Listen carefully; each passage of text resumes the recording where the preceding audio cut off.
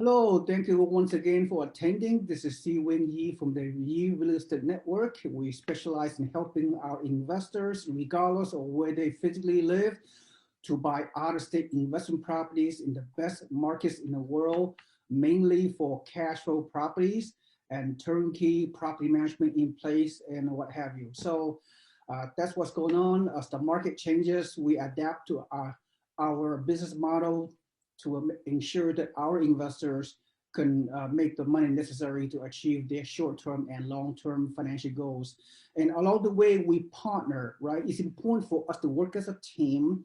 My organization, we partner with network partners, network realtors in different markets where they bring potential properties for our investors to purchase, and they have their in-house turnkey one-stop shop services from beginning to the end. So without further ado, today's podcast, we can talk about the real estate boom or bust. We could talk about a little bit of foreclosures. We could talk about the Las Vegas market and the national market and so forth, so on. So this will be a short podcast, so we can condense a lot of things into our conversation. So without further ado, my special guest once again is Mr. Glenn Plantone. He's a real estate broker in the Las Vegas market, and he's been doing it for several decades. Okay, so I mean, I have to say that he's one of the top real estate agents and broker in Las Vegas. He also have an understanding of the national market as well. He also promote other investment properties, not in the Las Vegas market. Many of those are like commercial properties, flipping those kind of things. We may or may not have time to talk about. Maybe that's another podcast. We could talk about commercial property flipping in this challenging world. But today we're gonna go to the big picture just to inform the investors and buyers out there what's the reality, what's going on in the market. So I know there's a lot of so-called YouTube entertainers out there that want to scare people. They want more clicks, they want more views, they want more subscribers. On the one hand, I do understand that. On the other hand, there's a lot of these YouTube so-called experts out there. They are not really experts. They were, as I watch them, I watch them myself just to see what's going on. A lot of these presenters are kids. They look like they're about 17 years old, barely out of high school. What do they know about real estate investing? They probably do not know any real estate themselves. And they talk a good game. They have a lot of subscribers, and they scare the heck out of people and all the doom and gloom, all the situation. But at the same time, none of us have a crystal ball, right? But it's important for you to get your information from the right people, from people who are very credible, from people that have been through various real estate cycles, up and down, sideways, whatever, for people who are successful, for people who own multiple properties, for people who have done a lot of deals over many years and have serviced hundreds and hundreds of buyers over the years. And that person, once again, is Mr. Glenn Plantone from Las Vegas. Welcome, Glenn. Thank you. Thank you for your time. You said a ton there, so there's really a number of ways to go. But one thing I'll start out saying that this, I started in real estate part-time about 20 years ago, 2000-ish, 1999, 2000. So it's been, I'm in my fourth decade, if you want to look at it that way, but really a little over 20 years. But I have been through the ups and the downs. So the cool thing about where we're at now is we're on definitely an upcycle. It's a hot market, not only in Vegas, but in other markets. I invest also in North Carolina, and I own property in about 6 or 7 states throughout the U.S. But the point is, we've got a really hot market right now. Still take advantage, but be cognizant that it won't go on forever. And the question is, where's it going to be? I'm still buying. I do about 2 to 3 flips a month. I've got 10 flips going right now in various stages. I own about 40 rental properties. So I'm always doing something in real estate. The majority of those are in the Las Vegas market.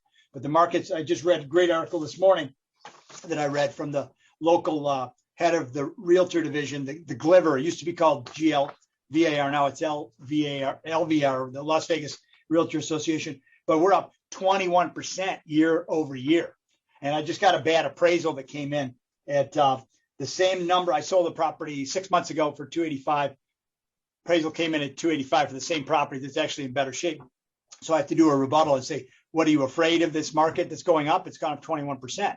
21% is 10% in 6 months. So that 285 property should appraise at 313 all day long. There's another listing at 320.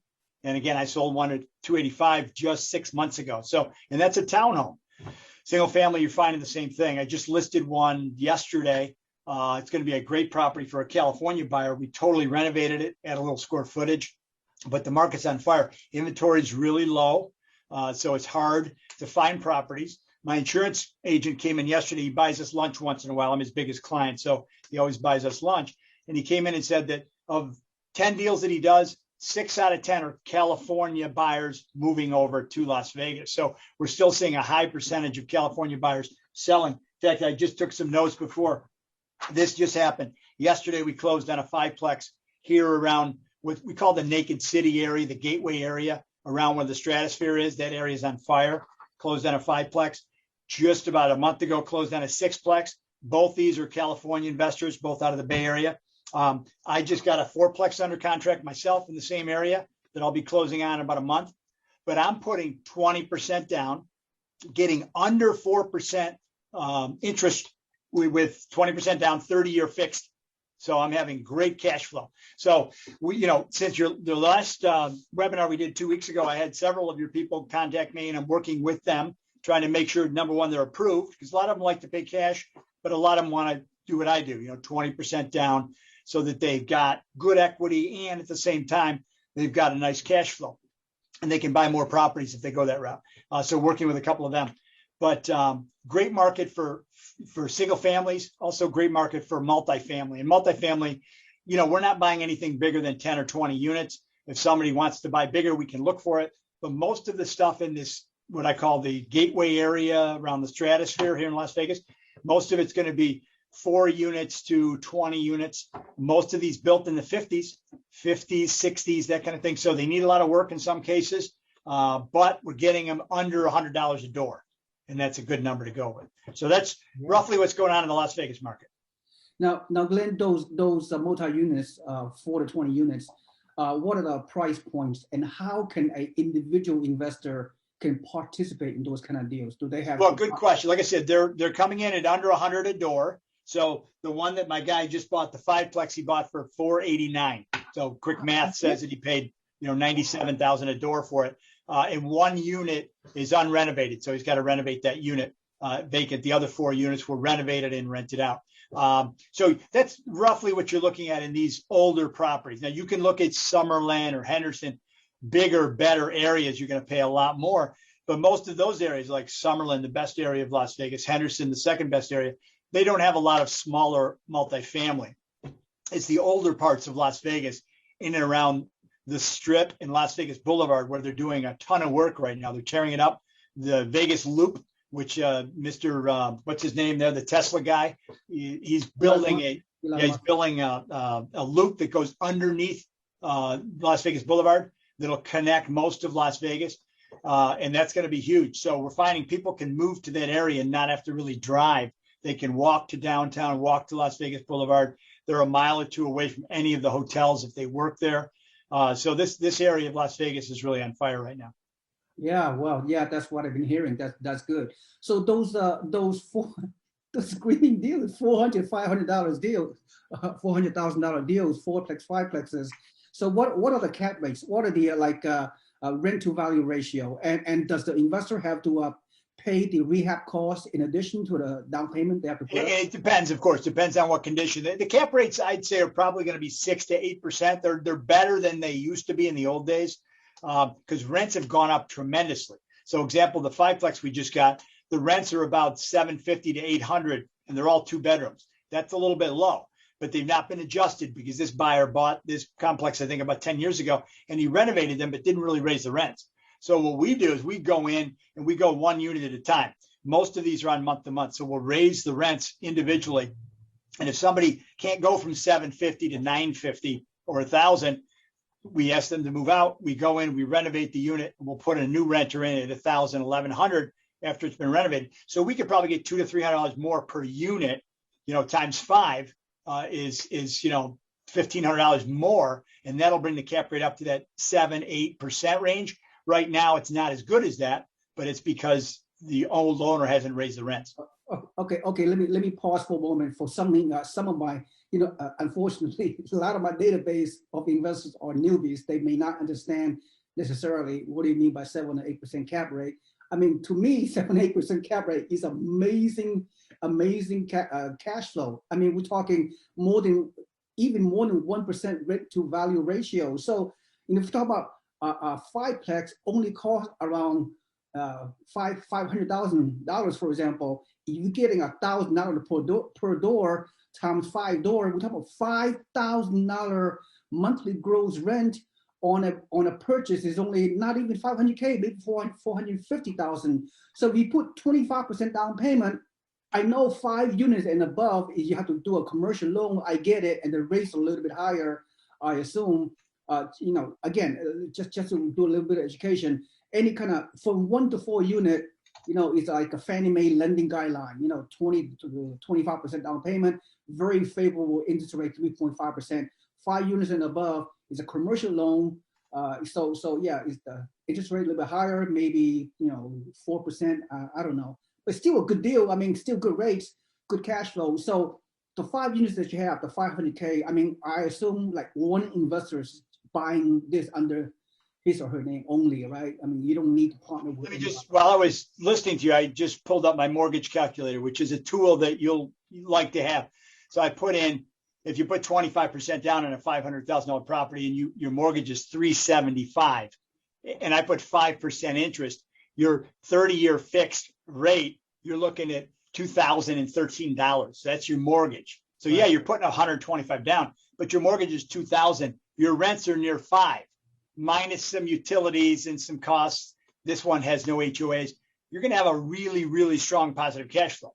And that's what we're talking about. So the investors that are smart are putting a good chunk of cash down, but not all cash. Some of them are. The one I just sold yesterday that closed at the 5 unit for $489, he just paid cash for it. He had sold a house in Vegas and put $200 from that, and then put another $200 himself, and put it together and did that. But a lot of people are using that 25% down for a commercial loan or a loan for a multifamily, and they're getting a really good rate of return on their property.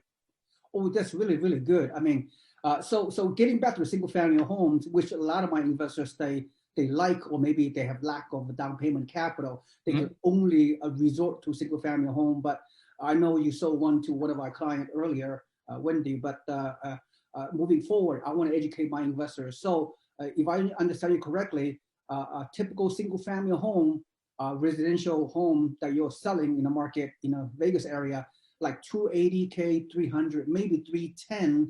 But the information that I like to hear about your market, which really get me excited, is the rent. You know what I heard? I heard some newspaper article, not article, a YouTube video article that the rental market in Las Vegas has increased dramatically in the past few years. That's why I'm back into your market, as I told you, because for the past 6 years, I was reluctant to promote Las Vegas to my investment database because of the cap rate is low. The rent have not matched the value of the property. Now it appears that a 300K Las Vegas property, single family home, correct me if I'm wrong, you're getting $2,200 monthly rent.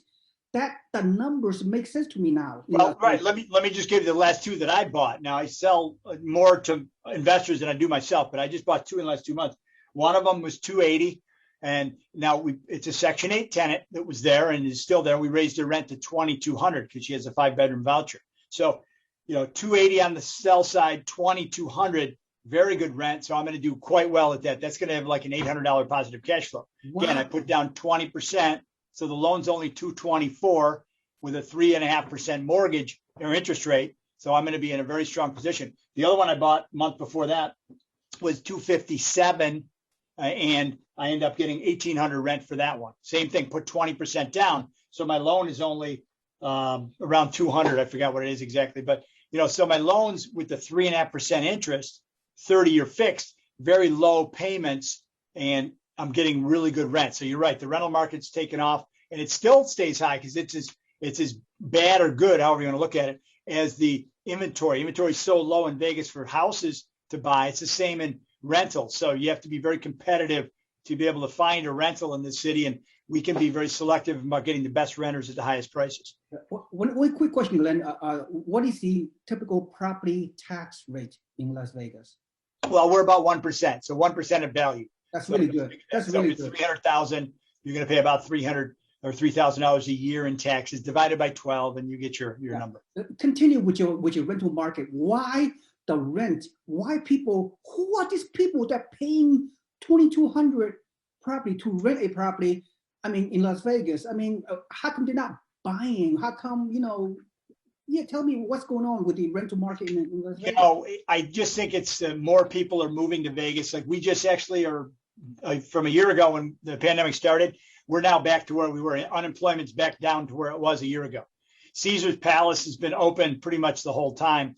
And whatever fines they're getting for being at 100% capacity, they're paying the fines because it's cheaper to pay the fine to have everything open than it is to not be 100%. They're at 100% and they're rocking. They're the first Vegas hotel that decided to have the buffets come back. So I'm excited. I'm going down to hit the buffet, and I'm in pretty good shape. I'm not in bad shape, but it's been more than a year. We haven't had a buffet in Las Vegas. It's crazy. Buffet. I love the buffet. I ate at the buffet Las Vegas a few years ago. My family loves it. The point is that the hotels are now opening up again. There's still a few that haven't opened up, but majority are open up. They've mandated they can go to 80%. I think June 1st, they can go to 100%. So we're going to be back. There's a pent-up demand for people. The economy overall is good. Now, let me share this quick thought with you because your investors will like this. So with a local partner, Dave, the guy that I came up with, Dave's a minority partner on a couple of properties that we've bought recently. We bought 2 small commercial buildings right around that same area I mentioned. One of them 1,800 square foot, one of them 2,200 square foot. We're converting them to studio units. I keep wanting to say condos, but studio units. One's 5, one is 6. There's such a demand for these smaller units. These are going to be really nice upscale units with very, very nice furnishings and whatnot. And we're going to probably get about $900, maybe $1,000 rent. But I paid $244 for one and $265 for the other, and then we're going to put about $125 into rehabbing. So we'll have, $400 in each one, but we're getting $5,000 rent from one and $6,000 from the other. So the numbers are even better than what I just described to you a minute ago regarding those 5-plexes and 4-plexes. So we're finding opportunity in Vegas. And if you know where to look and what to do, and you've got investors that are ready, the thing I tell your investors is you got to be ready to go. You have to come to us, get pre-qualified, give me your proof of funds. We get a blank contract from you. And then once we know your parameters, we'll start writing offers and just going after stuff. Once we get it accepted, you can fly down, take a look at it, do an inspection, the whole work. But we have to be super aggressive to find properties. Okay, stop. I mean, the information you're providing is so good. Slow down because we have no time in our podcast to talk about all the amazing deals you tell me right now. I'm getting excited. Okay, let me ask you this question: is it just you because of your niche market you have in Las Vegas, or do you feel you have this niche market where most other real estate agents in Las Vegas are not purview to? I mean, why? I think in a way, and I'm glad you brought that up, because if you look at me, first thing you said is I'm a broker. I don't consider myself a broker, even though I sell more than 99% of the agents out there. I'm an investor first. So being an investor, I invest and look for properties I can buy myself. I look for properties I can wholesale. I look for properties I can buy and hold, buy and flip. Because I have a property management, we manage about 300 properties. I have about 4 listings a month. About half of those come out of property management. The other half of those come out of referrals and friends, because I've been in Vegas for nearly 20 years. So the fact is I'm buying and selling properties. I'm listing properties. So we have better opportunities. So even when an investor comes to me and says, I want something, I may be able to sell it directly out of my inventory, my personal inventory, or the inventory out of our property management division. So it gives us a leg up versus just trying to go on the MLS. I've heard stories where 40, 50 offers on properties that sell for 10, 20, 30, 40, 50,000 more than what they're listed for. Very competitive. How can you get a property under contract if you're competing against 50 other people? Right. Whereas if it's internally, it's a different story. So makes a big difference. But that's one of the reasons why I stay so busy. I've had a really busy year the last year since the pandemic hit, simply because more people are wanting to sell their properties and take advantage of a hot market, liquidate, take their profits out, and go do something else with them. Yeah. So what I hear you saying is that, I think there are like 15,000 realtors in the Las Vegas market. That's about right. There's probably more realtors than are homes available to buy and sell. So yeah.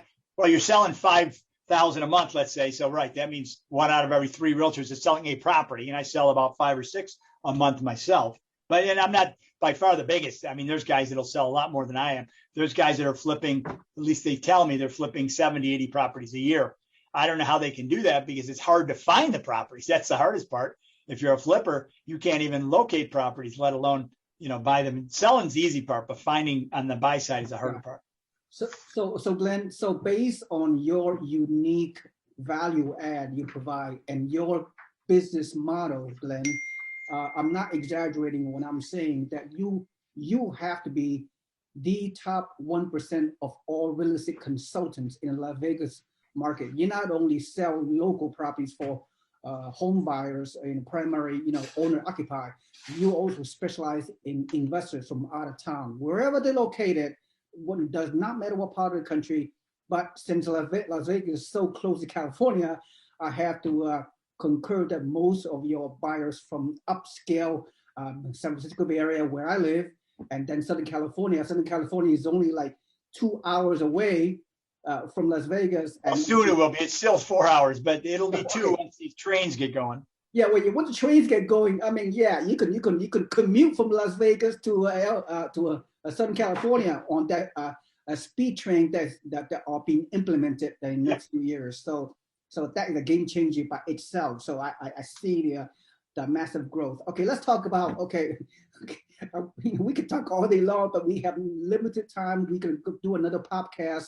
We could talk about your commercial flips on another podcast. But the theme of this podcast, we keep deviating from our original theme because the things you come up with are really enticing, so exciting to hear, even for me. Anyway, so let's talk about the foreclosure crisis, the boom and bust. I mean, in the next 2 or 3, 4 years in Las Vegas, and even not just in Las Vegas, right? There are hot markets everywhere in the country, right? You mean you can throw a dot in anywhere in the U.S. map, you will see things happening everywhere in the country. Low inventory, low interest rates, tremendous demand.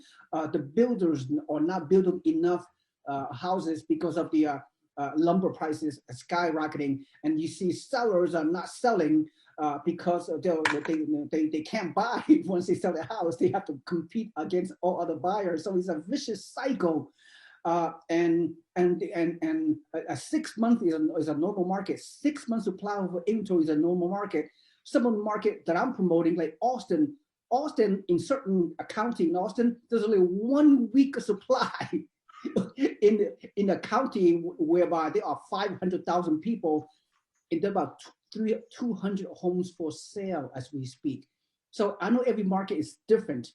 So tell me about Las Vegas. Will there be a boom and bust in Las Vegas? I know you don't have a crystal ball, but you've been in the Vegas market for so long. Just give me your thoughts and perspective. In the next 2 or 3 years, given what's going on in the hot market, will there be a boom and bust in a Vegas market? And even Well, like you started out saying at the beginning of the podcast, is that I've been through a couple cycles. So this is on the upside. So anybody wants to get in, it's still a good time. I think we have a year, 2 or 3 more of upside. One of the things I like to do when I project out is I look at, you can sense when it starts to slow down. Right now, we don't see any thing slowing down. I mean, yes, coronavirus is coming to an end as everybody's getting vaccinated, everybody's back to work.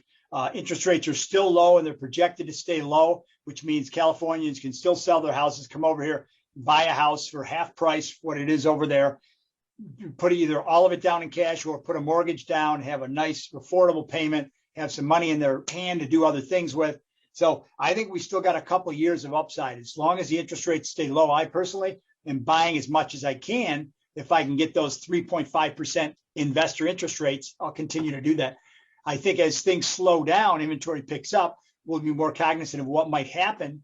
But at this point, we're looking at a very strong market in the next couple of years. And I don't think we'll see what we saw in 2008 as far as foreclosures go, because everybody's got equity. Then even if you're behind in your payment, you lost your job, you still can sell the property into the market because the inventory is so low right now.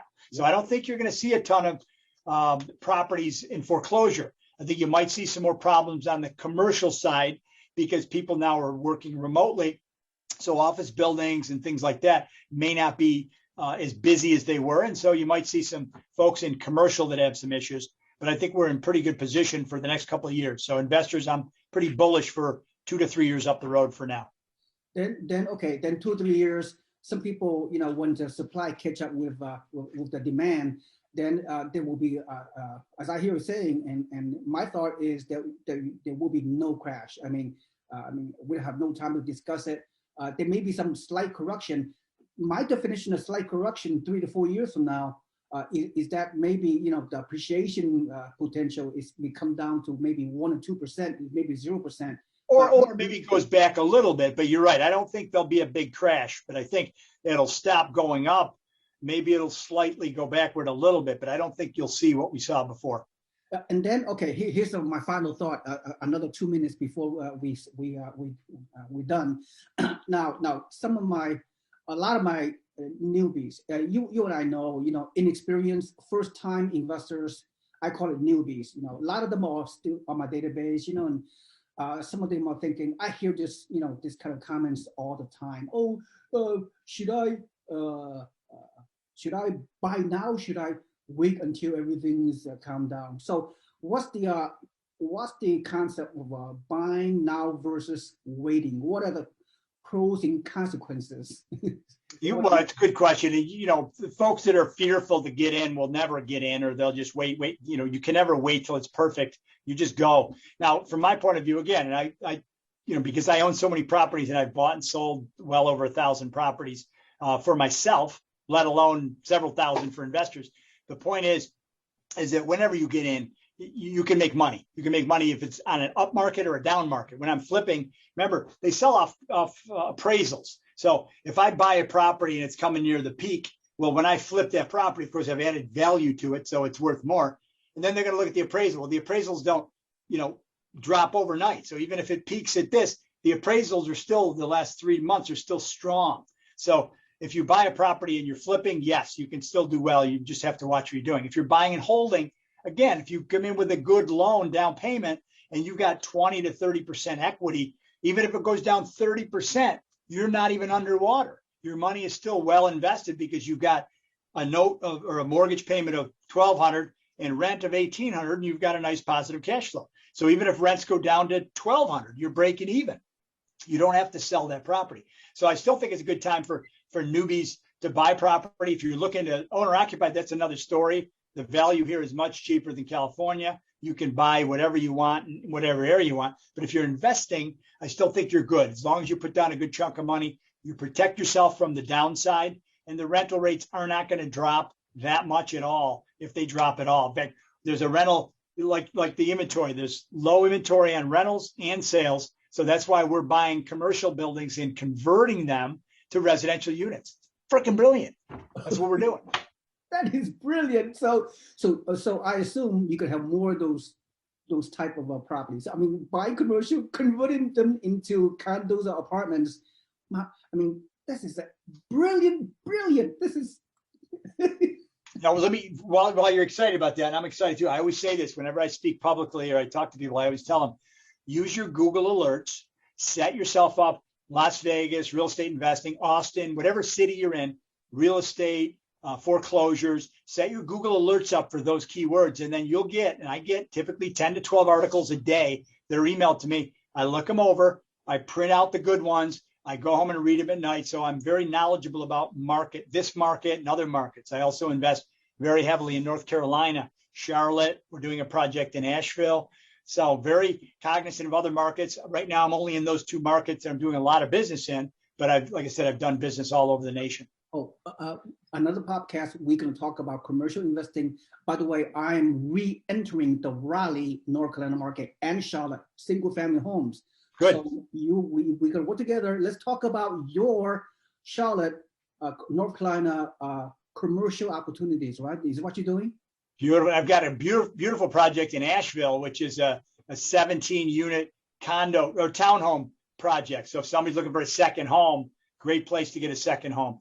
Hold that thought. Let's set up another podcast very soon that we will talk about that project. All right. This is getting so exciting. Each time I talk to you, I'm getting excited. If I'm getting excited, my investors better follow my excitement because I know what I'm talking about. Okay. I've been around just as long, not as long as you have, but I'll take my investors all over the country all these years to find the best opportunities. And now we are circled back to you, Mr. My friend Glenn Planton. We have been working together since 2004, I believe. You came to my club meeting in Fremont for a lot of time back in those days. So we still connect. I still send you some investors from time to time over the years. But this time, let's work together more closely, gain more momentum, and then let's do the deals and everybody win in this great market. All right, so thank you for your time. Again, it's very exciting. Thank you so much, Glenn Planton, everyone, and I'll thank you for everybody watching. This is SeeWing Yee. Have a nice day and enjoy the rest of your weekend, Glenn. Thanks, SeeWing. Take care. Okay, you too.